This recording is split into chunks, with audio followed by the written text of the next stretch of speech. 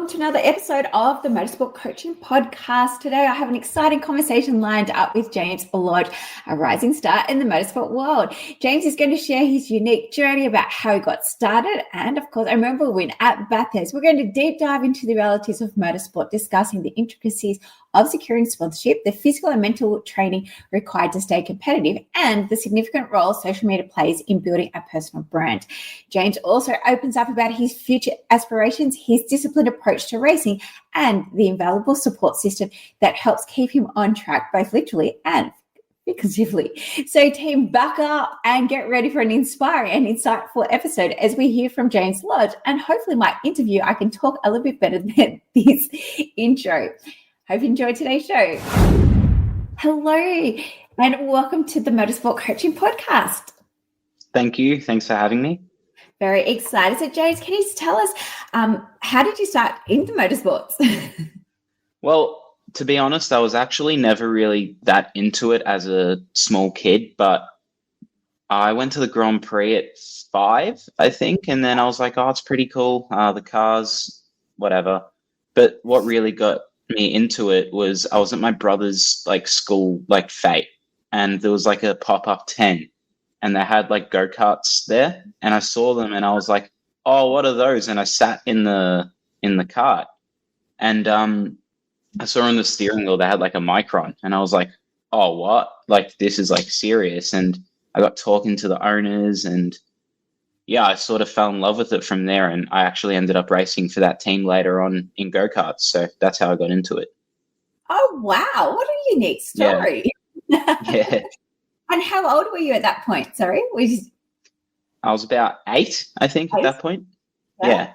And so you've started out in karting? Yeah, started out in karting. I didn't get into it till I was 11, just because karting's very expensive, as people know. And yeah, I've progressed from there up into cars now. So yeah. So tell us, what kind of categories have you raced to date? Sorry, and how long is that taking you? Yeah, so I started in Cadet 12 when I was 11 in 2017. I raced all sorts of go-kart categories. I raced over in Europe in the WSK in 2019. That was pretty cool. Yeah, how did you get from yeah, how did that happen? Yeah, that's amazing.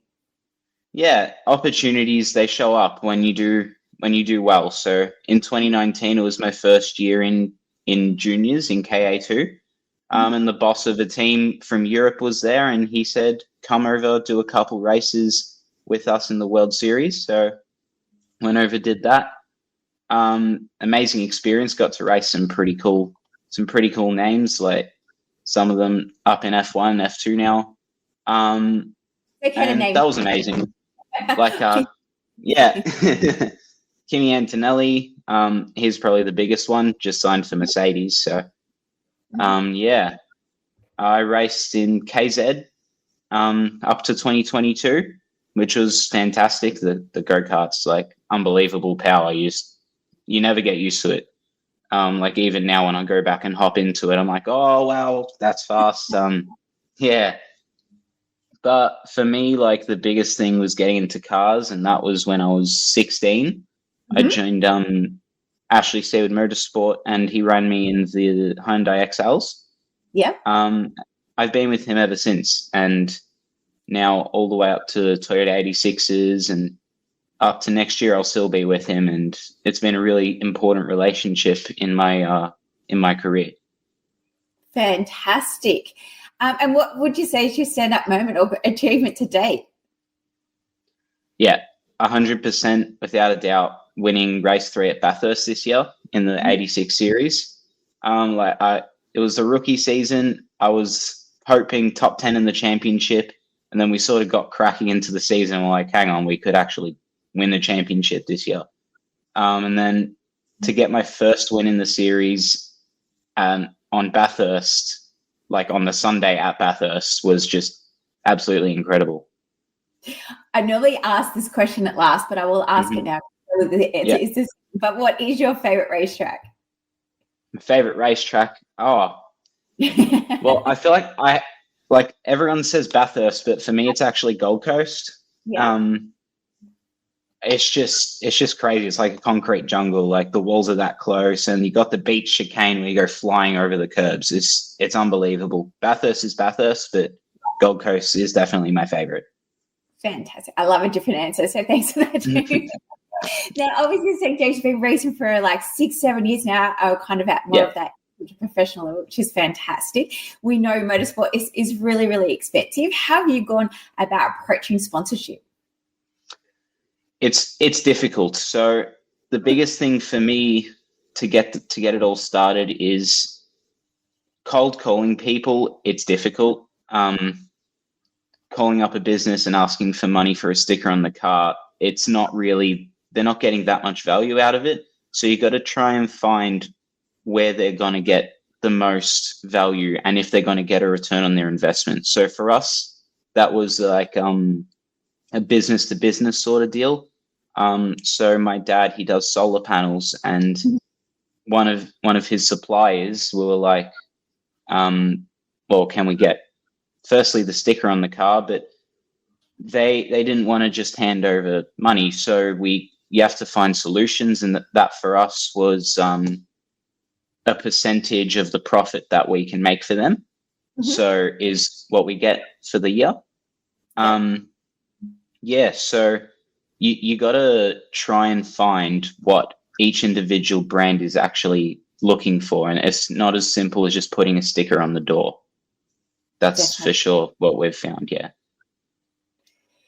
And obviously, like just starting out into your career, like when it came to finding like that first sponsor, apart from like the cold calling and from your business networks, were you able to get it based on your race achievements and merits? Yeah, that's definitely a big thing. If you've got the results to back it up, you can sort of guarantee you'll get good screen time, because you're not going to get any airtime if you're coming down the back. But if you're at the front, like your car's always on the TV, their brand is always getting some publicity. And then even just in the paddock, it brings attention to your car. Like at Townsville, you got fans everywhere. They come and look at the cars and they go, oh, that car just won the race. And then they're seeing the branding on it. Oh, who's that? And it can build that that sort of publicity for them. Fantastic. Well, you're just saying about race results, and obviously to be continuing at the front does take a lot of physical and mental training as well. What have you done, or what do you do, I guess, in a day-to-day, or how did you get fit? Like you started out with karting to cars. Is your training being differently? Do you do any mindset training? Tell us a little bit about the inside. Yeah, so it's a very important part of racing. It's often overlooked by a lot of people. But for the last probably 5 years, I've been working with an exercise physiologist, Dr. Simon Sostrick, and he's written up a program for me, which it evolves every probably few months, really, depending on my needs. It's very endurance based, so very cardio based. Muscular endurance is important too. For those longer races, when you're hot in the car, everything's tired and you just want to get out, honestly. So 6 days of the week, intense training. It's very, very important. Because the fitter you are, the better your mind will work in the car, the better you'll be able to focus, you'll be more consistent, and you'll just be a better driver overall. So yeah, definitely a big part of it. And with those 6 sessions, are they home-based or gym, or a bit of a mix of both? And you're saying like there's some cardio exercises in there as well. So are you like riding bikes, swimming? Yeah, lots of running and lots of cycling, and a little bit of strength work. I mostly do the strength work. Like I'll go in and see Simon, and he'll do it with me. But he writes a program on an app called Training Peaks, and then I'll go and do it on my own. So plenty of running, plenty of cycling, and then it's very specific. Like you don't just go for a run. Like there's specific exercises and ways you have to do it. And then my Garmin watch will get all the data, send it off to Simon. He can look at it and then tweak my program if needed. Awesome. And were you a runner and cyclist before this, or was this like something new that you had to take? No, hated it. I hated running when I Yeah. started, especially. I didn't mind cycling that much, but running especially, like, just hated it. I was never an endurance person growing Yeah. up. And like with the cycling, are you doing it outdoors, or are you doing mountain bike Yeah. riding? Are you road ride? Are you doing like RPM classes in the gym? What type of cycling?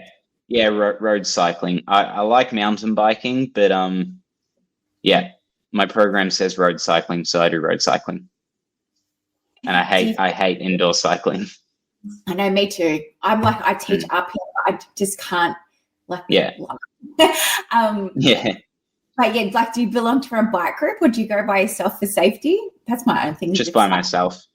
Yeah. I don't like cycling groups. Okay. Do you live like in a nice area that are nice for cyclists? Yeah, we've got like just behind my house, we've got a nice cycling track. It's like a running track, cycling track. So just go down there and it's all good. Don't have to worry about cars. And when you are doing these muscular endurance workouts, are you thinking about your racing? Is that when you're working on your mindset, or do you do any specific training for mindset through apps or through like mantras, visualization, or anything like that? Yeah, for sure. Like the racing's what keeps me motivated. So when I'm in the gym and it's starting to hurt, all I can think about is getting on the track and I'll be better off for it. The mindset stuff, I sort of do most of that on my own. Like I'm big on visualization. Like often I just imagine, like for months, just imagine myself holding the championship trophy, and that gets me like revving up, like ready to go. And by the time we get to the race day, I'm like, all right, time to go. So yeah. Another poll I quite often ask on socials is, would you prefer to win a championship, or would you prefer to win the Bathurst 1000? Championship, for sure. Yeah. So James, apart from sponsorship, how do you do with social media? Obviously now this is another component that the motorsport athletes have to focus on, and not necessarily a skill set they generally have. Do you do your own socials? How do you like socials, or do you outsource that?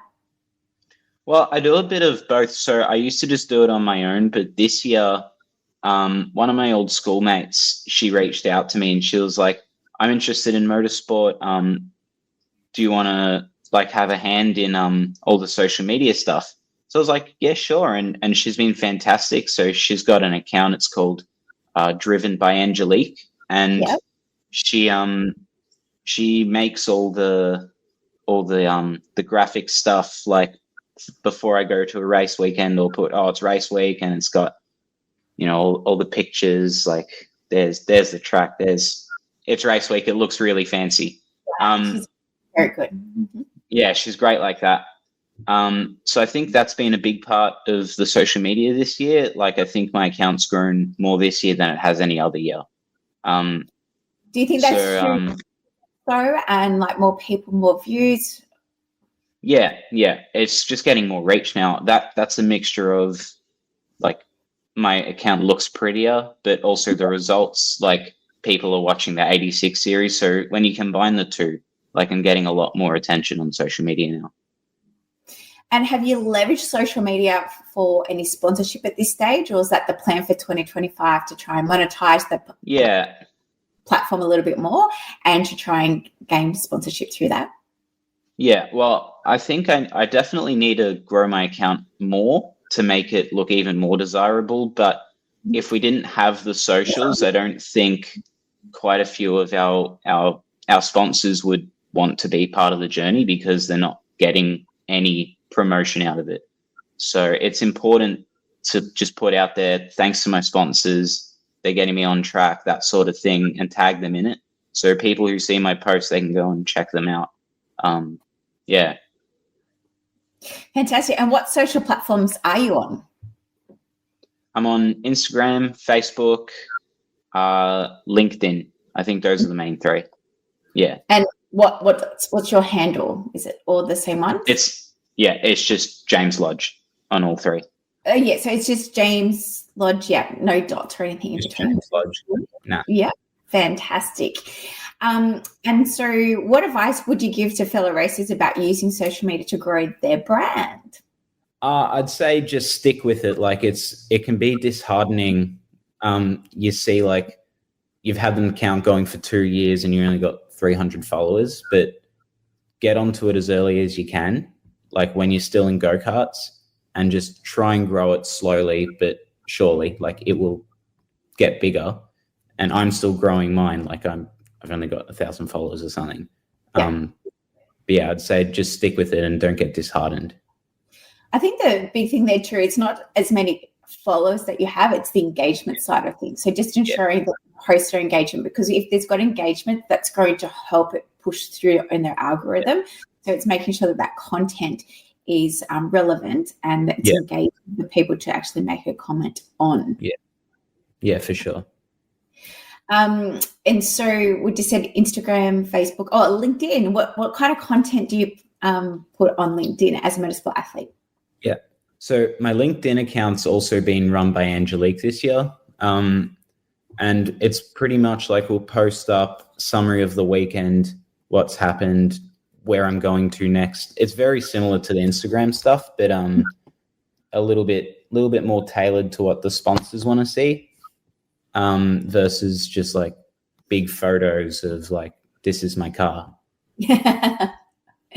Yeah, well, I'm definitely through Motivate, we'll be focusing a lot more on LinkedIn and YouTube in 2025. We've got some after classes happening about LinkedIn. I think also with the potential of the social media ban for under 16 years of age for the motorsport athletes is going to be a big thing. So LinkedIn and YouTube aren't affected by those two. So I think those platforms, depending on what the outcome is, will be really, really popular. So it's good time to start building on those right now.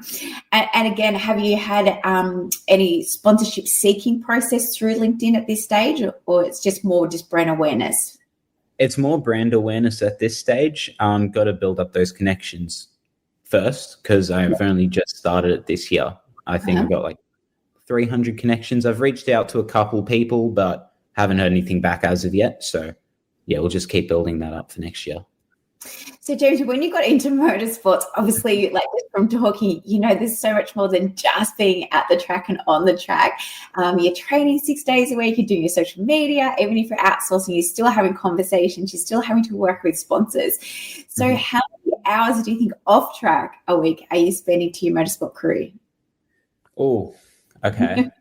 Let's add this one up. I got, say probably 20 hours a week. Yeah, right. So it's a lot, isn't it? And did you think when you started in the sport and you were having all these aspirations, that you're going to have that much time requirement?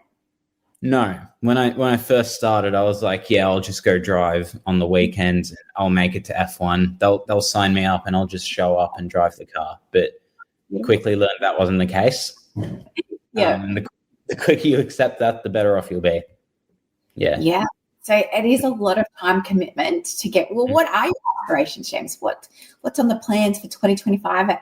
Can you reveal them yet, or is it still in the pipeline? Well, I think we'll be running the GR Cup again. We'd like to run in something else. We're just working on a budget for that. So we'll see. We'll definitely be in the 86 series again, though. Well, that might be what you tested at Winton during the week.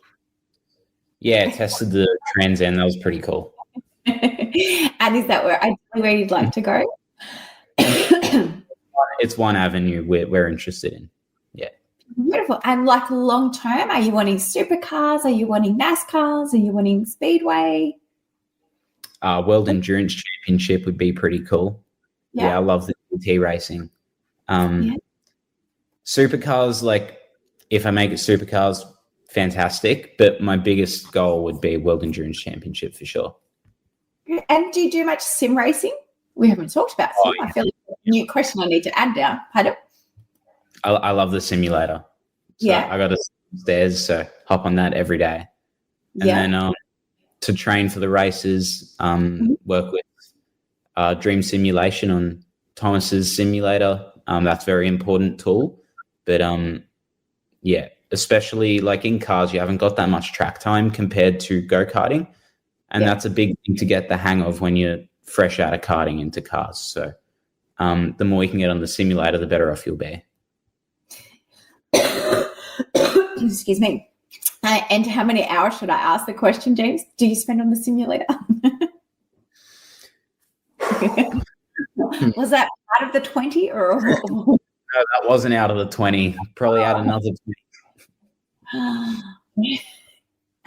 I find it, I mean, it's great. It's like a whole new world and a whole new sport. So it is fantastic. It is great, like exercise tool, but obviously it's now becoming a sport in itself. So again, that's going to be one of my focuses to research more into that relationship of sim versus circuit, as well as esports in a whole. So I think that's an exciting space. Yeah. A lot of sponsors are going there. There's a lot of money, and now a lot of the prizes are to actually race, isn't it? From circuit, like sim to circuit. So big connections there. Yeah. And if you could go back and give advice to your younger self when you first started racing, what would it be? Go back and give advice to my younger self. I would say the biggest thing is to become as obsessed with it as early as I can. Mm-hmm. Become obsessed with motor racing from a young age, and just you got to be disciplined. That's the biggest thing. The more focused on it you are, the more disciplined you are, the better off you're going to be. So for me, it took a couple of years before I got through my head about the discipline aspect of driving race cars. I might be further along in my career had I got that through my head earlier. So I'll definitely say a lot later, which is fantastic to know that you can start and still have a successful career. And James, do you like work? Do you go to school? Do you go to uni?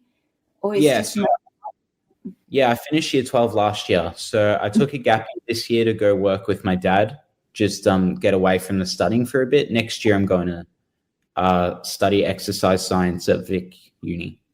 So that'll be, yeah, that'd be awesome. That's so much fun. You're going to love that course. And I guess like my next question, what motivates you to keep pushing forward?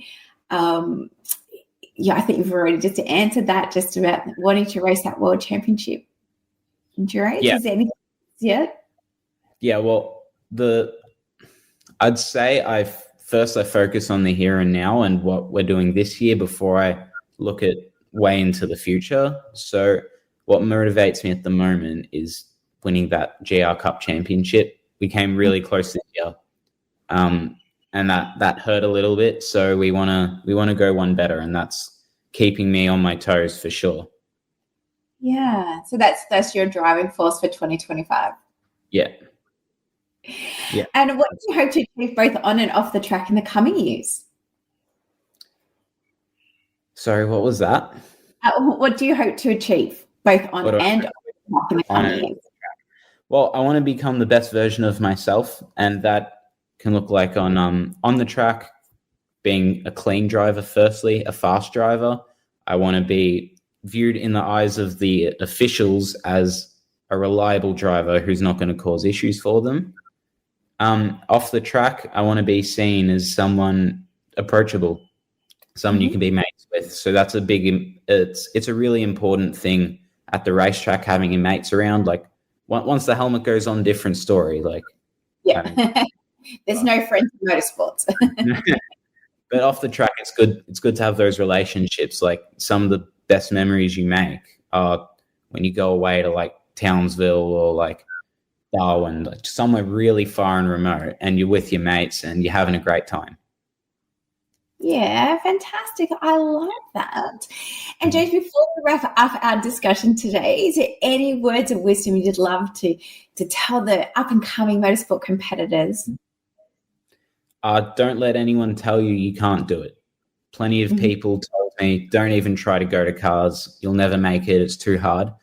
Yes, it's hard, but you got to stick with it and you got to believe in yourself and you can make it work. That's what I would say.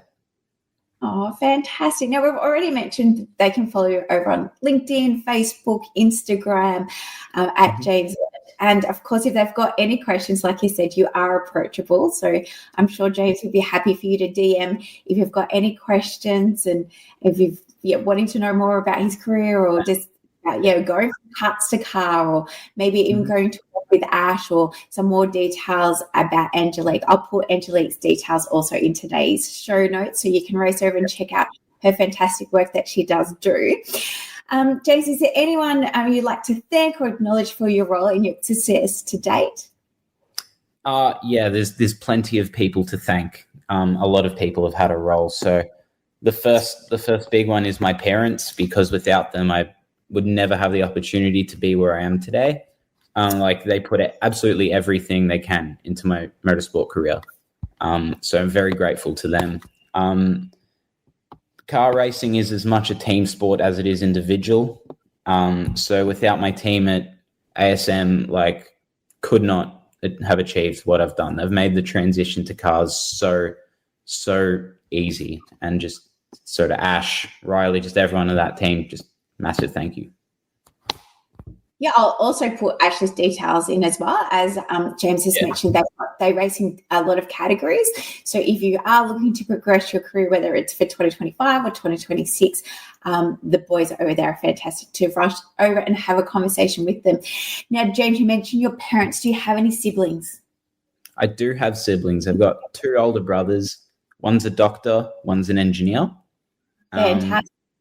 Sometimes the siblings get forgotten, and then sometimes, especially when there's so much money being invested in one child than the other, the relationship's strained. So how's your relationship with your brothers? No, it's stronger than ever. They actually love racing. Well, sorry, they don't love racing. They love me racing. So they're took all their leave off work this year to come to my races. So it's been fantastic for them, to watch me grow, and can't thank them enough for their support. That's fantastic. Well, thank you so much for your time today. I really appreciate coming on and sharing your story with us. Team, don't forget to race over and follow James on Facebook, Instagram, or LinkedIn, and all of those details, all of James' details will be in today's show notes, as well as with Ash and Angelique's. So, James, thanks again for joining us. Thank you.